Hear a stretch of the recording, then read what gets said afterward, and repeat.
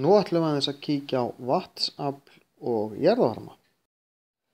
Á Íslandi notum við ekki kjarnorku til þess að búa til rafmagn. Við notum ekki kola eða gas eða olíuorkuver eða neitt þess háttar.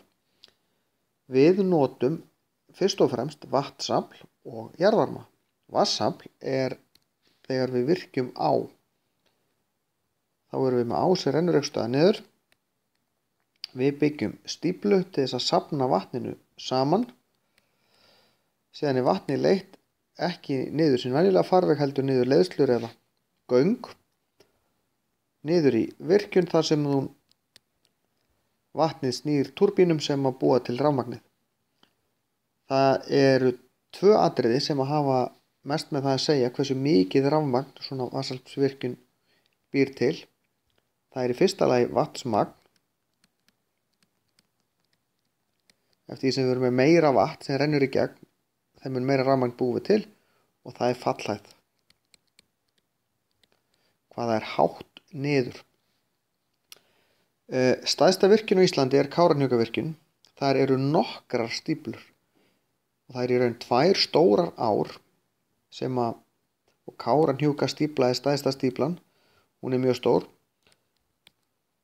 En svo eru nokkrar fleiri stíflur og vatninu er allir safnað saman. Og lengstu göngin er 60 km löng. Síðan koma þau niður í fljótsstöðina og þar eru 400 metra há fallgöng inni í fjallinu, því að stöðin sjálf er inni í fjallinu. Þannig að þarna sjáum við gríðarlega mikið vatn og gríðarlega fallið og þar af leiðandi getur hún framleitt mjög mikið rafmagn. Kárahnjúkavirkjun gæti búið til rafmagn fyrir borg sem væri með hátt í 1.000.000 íbúum. En allt rafmagni fer í eitt álver niður á Reyðarfirði. Ástæðan fyrir því að við þurfum stundum svolítið stórar stíflur eins og Kárahnjúkastíflu er til þess að bregðast við sveiflum í ánni. Jökulsárdal, sem er áin sem rennur í Hálslón, sem er stíflan við Kárahnjúkavirkjun. Það er mjög misjafnt. Það er mjög mikið vatn í hún á sumrin en mjög lítið á veturna. En virkjunin þarf alltaf jafn mikið vatn. Þannig við byggjum stíflu til þess að safna vatn á sumrin þegar það er mikið vatn í ánni til þess að geta notað á veturna. Þannig að það sé alltaf jafn mikið vatn sem rennur í gegn. Eftir því sem það er meiri sveiflur í ánni, þeim mun stærra þarf lónið að vera og stundum þá stíflan stærri.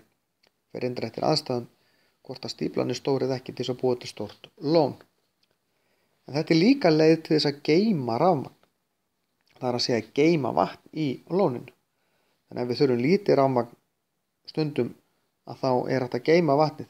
Það er ekki þannig hjá okkur því að meirihlutinn af rafmagninu fer í þessi álver, þau þurfa jafn mikið rafmagn allan sólarhringinn. En ef við værum með til dæmis mikið rafmagni sem færi í bara almenna notkun, þá getum við skrúa pínlítið fyrir vatnið á nóttinni vegna þess að þá þyrftum við minna rafmagn og þá getum við geymt vatn.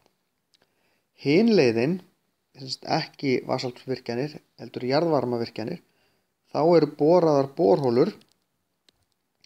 Þær geta verið upp undir 3 km niður í jörðina. Það á að fara að gera tilraunir með borholur sem eru alltaf 5 km niður í jörðina. En vatnið þarna niður er sjóðandi heitt og nokkur 100 gráður. En það síður ekki af því að það er undir svo miklum þrýstingi. Síðan er vatnið leitt hérna upp og inn í virkjun og þrýstingnum er aflétt inn í virkjuninni, þá fyrir vatnið að sjóða, þá breytist það í gufu og gufa tekur meira pláss heldur en vatn og þessi rúmmálsaukning, þetta er hálfgerð gufusprenging bara, hún er notuð til þess að snúa túrbínunum sem að búa til rafmagnið. Báðar þessar leiðir er það sem við köllum endurnýjanleg orka.